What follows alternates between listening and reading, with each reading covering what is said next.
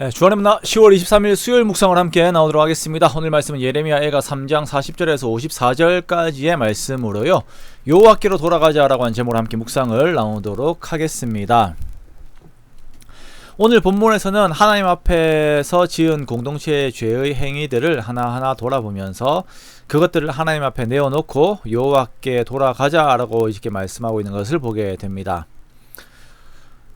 성경에 보면 공동체의 죄로 인하여 당하는 고난에 대해 책임감을 가지고 기도하는 사람들의 모습이 있습니다.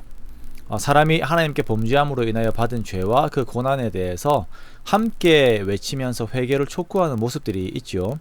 자, 이러한 태도는 개인의 죄에 대한 회개를 토로하는 것보다는 좀 어렵습니다. 함께 죄에 대한 책임을 묻는다라고 하는 것이 결코 쉬운 일이 아니기 때문입니다. 그러나 성경의 많은 믿음의 선배들은 공동체가 함께 회개하여 함께 하나님께 나아가자라고 촉구하면서 하나님께서 주실 공동체 회복을 기대하는 모습들을 보여주고 있습니다. 예레미야는 백성들에게 자기 성찰을 촉구하면서 백성들을 회개로 이끕니다. 40절에 보니까 우리가 스스로 우리의 행위들을 조사하고 여호와께로 돌아가자라고 말씀을 하고 있어요. 자, 여기서 주체는 우리입니다. 누군가 공동체의 죄를 지적해 줄 때 그때 내가 마지못해 회개의 자리로 아니면 다른 사람의 죄 때문에 나도 같이 끌려 들어간다라고 하는 그런 태도로 회개의 자리에 나아가는 것이 아니라 나 자신이 스스로 하나님께 마음을 돌려서 나아가야 합니다. 내가 주체가 되는 거예요. 우리가 항상 먼저 적극적으로 하나님 앞에 나아가는 태도를 가지고 있어야 하는 것입니다. 자, 그리고 두 번째로는 스스로 우리들의 행위를 조사하고 라고 말씀을 하고 있습니다. 자, 스스로 우리들의 행위를 조사한다라고 하는 부분에서 우리들은 하나님의 말씀에서 내 삶의 행위들을 계속 돌아보아야 하는 삶을 가져야 함을 보게 됩니다. 다시요, 하나님의 말씀 안에서, 하나님의 말씀에서 내 삶의 행위들을 돌아보는 것입니다. 자, 우리의 삶의 기준이 하나님의 말씀 앞에 있어서 그 말씀으로 우리들을 비추는 거예요.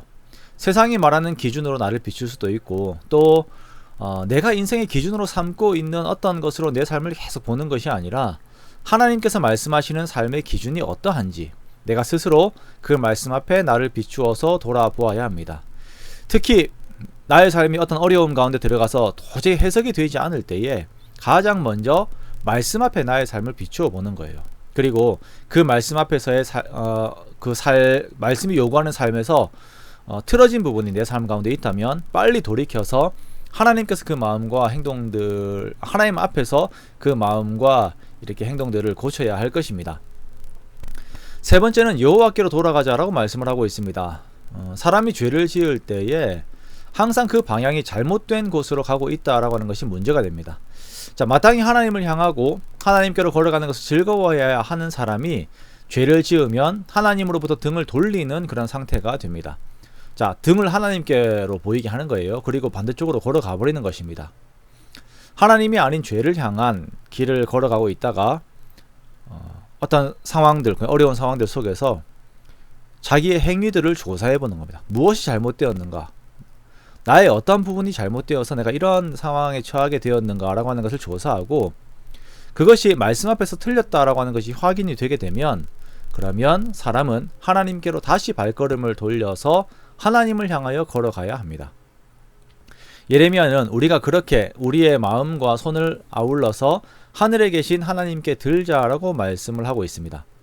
우리의 손만 드는 것이 아니라 우리의 마음을 하나님께로 들자라고 고백하는 이 표현은, 자, 우리가 참 주의해서 보기를 원합니다. 하나님께로 우리의 마음을 돌리는 것, 그렇게 우리가 잘못 걸어가고 있음을 우리가 인정하는 태도를 가지고 있어야 하는 것이에요. 42절 이하로는 하나님의 진노로 인하여 유다가 받는 재앙과 그 결과들을 계속 말씀하십니다. 지금 이렇게 된 것이 하나님의 진노로 인하여 된 것임을 고백해요.